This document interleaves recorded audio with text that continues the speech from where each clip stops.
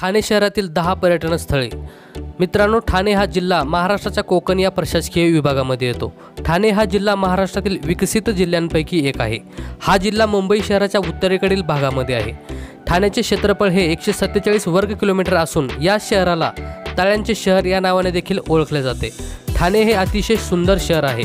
आपल्याला या शहराच्या परिसरामध्ये निसर्गरम्य टेकड्या आणि डोंगरदऱ्या पाहण्याचा आनंद घेता येईल। नमस्कार मित्रांनो, स्वागत आहे आपले आणखी एका मनोरंजक आणि इन्फॉर्मेटिव्ह व्हिडिओमध्ये। आज आपण या व्हिडिओमधून ठाणे शहरातील 10 पर्यटन स्थळांबद्दल जाणून घेणार आहोत। चला तर मग व्हिडिओला सुरुवात करूया। Number 10, saint John church. आपल्या सूचीमध्ये 10व्या क्रमांकावर येते ते म्हणजे सेंट जॉन चर्च। मित्रांनो, ठाणे शहरामध्ये 500 वर्षाच्या आधीपासून ईसाई लोक वास्तव्यास आहेत, त्यामुळे हा चर्च महत्त्वाचे धार्मिक स्थळ मानले जाते। सेंट जॉन चर्च हा अतिशय सुंदर चर्च आहे। ठाणे शहराला भेट देणारे बरेच टुरिस्ट या चर्चलाही भेट देत असतात। हा चर्च ठाण्यामध्ये जांभळी नाक्याच्या जवळ आहे। Number 9, Olekarwadi butterfly garden. Olekarwadi butterfly garden हे ठाण्यातील 9व्या क्रमांकाचे सर्वात सुंदर पर्यटन स्थळ आहे। मित्रांनो, या बागेमध्ये आपल्याला विविध रंगाची, विविध आकाराची आणि विविध प्रजातीची फुलपाखरे पाहण्याचा आनंद घेता येईल। 2 एकर परिसरामध्ये विस्तारलेल्या या गार्डनमध्ये असंख्य फुलपाखरे भिरभिरताना दिसतात। फुलपाखरांचा आणि पर्यावरणाचा मनसोक्त आनंद घेण्यासाठी हे ठिकाण अतिशय सुंदर ठिकाण आहे। भारतातील आकाराने सर्वात मोठे असलेले आणि महाराष्ट्र सरकारने फुलपाखराचा दर्जा दिलेले ब्लू मॉर्मॉन हे फुलपाखरू देखील या बागेमध्ये आपल्याला पाहायला मिळते। या बागेला भेट देणाऱ्या प्रत्येक व्यक्तीकडून 100 रुपये एवढी फी आकारली जाते। नंबर 8, घोडबंदर किल्ला। घोडबंदर हा किल्ला ठाण्यातील घोडबंदर या गावाजवळ स्थित आहे।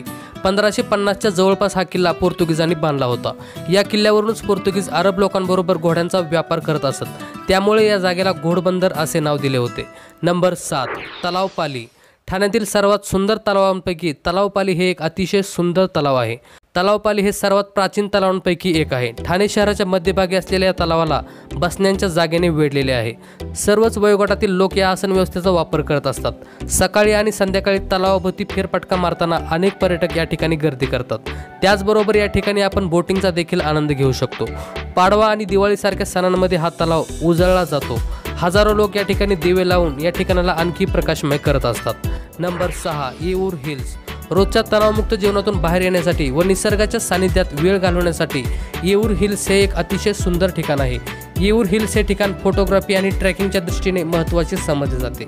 त्याचबरोबर हे ठिकाण वळणदार रस्ते, उतार आणि साहसी सायकलिंगच्या अनुभवासाठी प्रसिद्ध आहे। येऊर हिल्स हे ठिकाण ठाणे रेल्वे स्टेशन पासून साधारणतः 10 किलोमीटर एवढे अंतरावर आहे। Number 5, Vardhaman fantasy park. Vardhaman fantasy park हे अलीकडेच विकसित झालेल्या उद्यानांपैकी एक आहे। लहान मुलांबरोबर प्रौढ व्यक्तीही या ठिकाणी शांततेत वेळ घालवू शकतात। या मनोरंजक पार्कमध्ये जगातील 7 आश्चर्यांच्या सूक्ष्म आवृत्त्यांची थीम सेटअप केलेली आहे। वर्धमान फॅन्टसी पार्क हा अतिशय लोकप्रिय पार्क आहे। ठाणे हे शहर मुंबईच्या जवळ असल्याने मुंबईतील बरेच पर्यटक या उद्यानाला भेट देण्यासाठी येत असतात। या पार्कच्या भेटीचा आनंद घेण्यासाठी तुम्हाला 2 ते 3 तास वेळ द्यावा लागेल। नंबर 4, कोपनेश्वर मंदिर। कोपनेश्वर मंदिर हे ठाण्यातील मासुदा तलावाच्या विरुद्ध दिशेला आहे। कोपनेश्वर हे एक शिवमंदिर आहे। या मंदिराच्या गाभाऱ्यात 4 फूट उंचीचे आणि 12 फुटाचा घेरा असलेले शिवलिंग आहे। या शिवलिंगाबद्दल असे म्हटले जाते की हे शिवलिंग महाराष्ट्रातील सर्वात मोठे शिवलिंग आहे।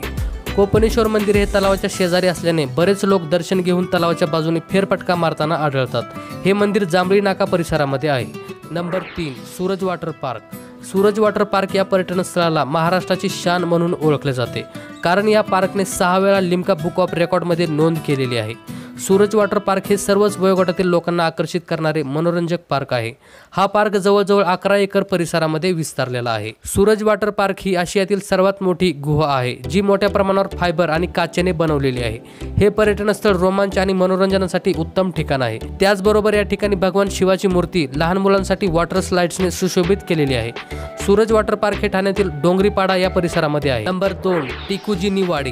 टिकुजिनी वाडी हे कौटुंबिक पर्यटन स्थळ आहे। हे ठिकाण एक वॉटर पार्क आहे। शनिवार आणि रविवारची सुट्टी घालवण्यासाठी हे एक उत्तम ठिकाण आहे। टिकुजिनी वाडीमध्ये इतर प्रेक्षणीय स्थळांबरोबर एक डायनासोर पार्क, मत्स्यालय आणि ट्री टॉप रेस्टॉरंट देखील आहे।